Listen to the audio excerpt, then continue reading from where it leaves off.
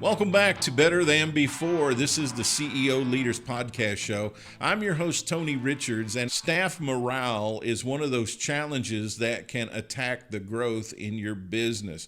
Nothing will disrupt performance, productivity, and profitability faster than your staff having poor morale. People who are unhappy have checked out.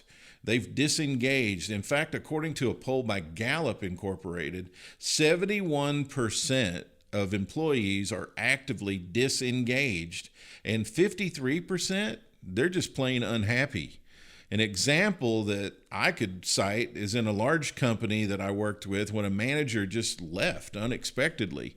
The person immediately below that manager, that direct report, was asked to step in and assume that manager's responsibilities, and that employee recognized that the opportunity was there to further show the organization what she could do. So she jumped right in to that new position with a truckload of enthusiasm, a bunch of new ideas, and a desire to please the CEO. The HR department assured the employee she would be compensated for stepping into that new position, but 3 months later, that employee still had not been adjusted in the compensation for her work. Now, this is a big company where this employee's skills are in short supply. Guess what the attitude of that employee turned out to be? She's disengaged. She feels like they took advantage. She feels like looking for another place to go work. And you know what? She's kind of PO'd. The majority of issues with employee morale and staff climate are created by leaders who don't pay attention to what's going on, managers who are not doing the job they were hired to do, which is manage stuff and lead people.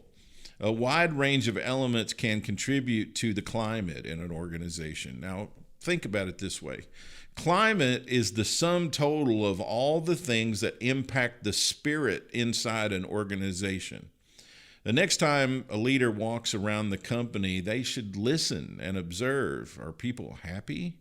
Do they catch the leader's eye? Do they say hello? Are they eager to talk to you? Is there laughter? Are there interactions? Are there small groups meeting? Are there employees having great animated and happy conversations? Does the leader know people by name? Do they say hi to them when they pass them in the hallway? How does the environment look? Are people proud of where they work?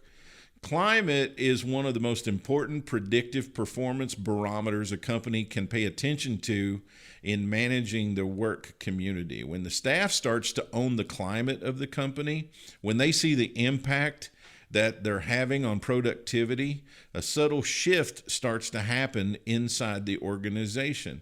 Culture is the ideal environment you would like to have, which is driven by your mission, your vision, your values.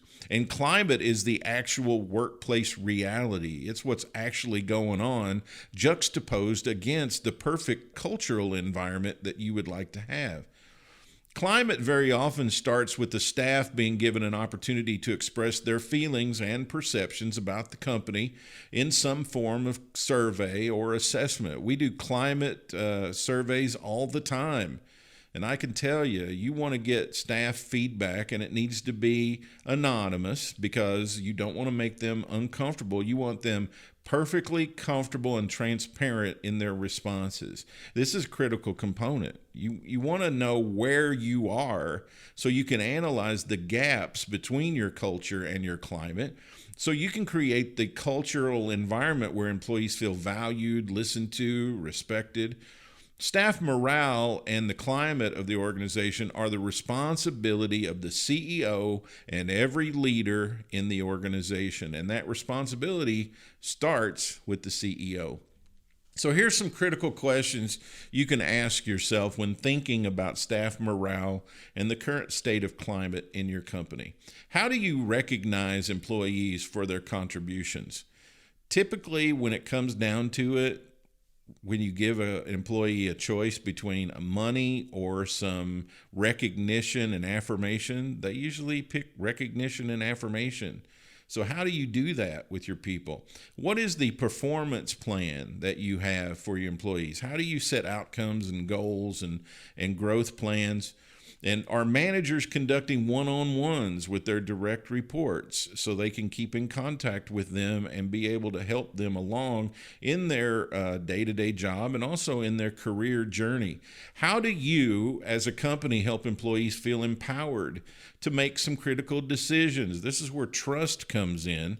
And I talked about just an episode here a week or two ago about trust is on the give-get principle. You don't get trust without giving it first. Matter of fact, most things in life work that way. You don't get unless you give, right? So when you can assign tasks and projects to employees and empower them by giving them that trust, well, then that helps them grow, right? The reality is most people spend more time interacting with people in their work environment than they do their own family. They spend 8 to 10, 11 hours at work and just a few hours maybe in the evening with their family. And that makes the success of a work community a really high priority for any business leader. Lots of research now support the belief that when people feel good about their job and about their manager and about the work they're doing, they are happy and more productive. And more productive employees means better results. It means higher margins, better performance, and a positive impact on your customers. Unhappy or disengaged employees have a negative impact on all those aspects as well. Exceptional employees dislike working with people who are not happy, and they also question the reason management keeps these people around. Customers will come into contact with disengaged employees sometimes, and they're going to remember that encounter longer than they'll remember an encounter with an exceptional employee. We all remember bad experiences a little longer than we do good ones. So by you being proactive in creating a climate and a culture where employees feel valued, where employees know their ideas do count, where employees feel empowered to make decisions that contribute to the well-being of the company as a whole, you, the CEO and business leader, is going to allow that company the opportunity to not just survive, but to thrive. Thank you for listening to Better Than Before with Tony Richards, a business leaders podcast powered by Clear Vision Development Group. For more resources from Tony, visit clearvisiondevelopment.com. Join us next time for another episode of Better Than Before with Tony Richards.